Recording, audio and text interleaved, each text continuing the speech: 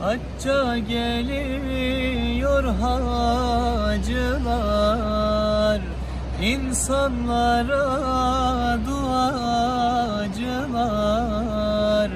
Başlar içimde acılar, özler dururum Mekke'yi.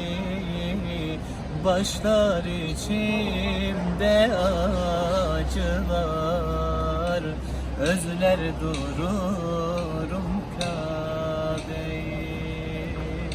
Kabe burada, Merve burada, bin bir gece gizem burada. Merve burada, Zemzem burada, gönüllere şifa burada. Merve burada, Zemzem burada, gönüllere şifa burada.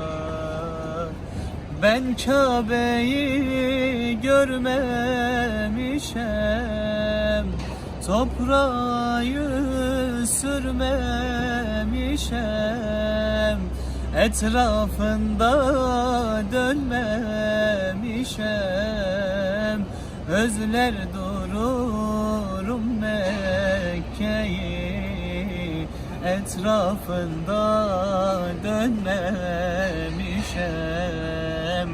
Özler dururum Kabe'yi.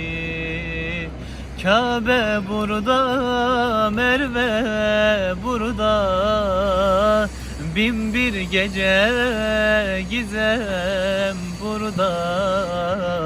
Merve burada, Zemzem burada, gönüllere şifa burada.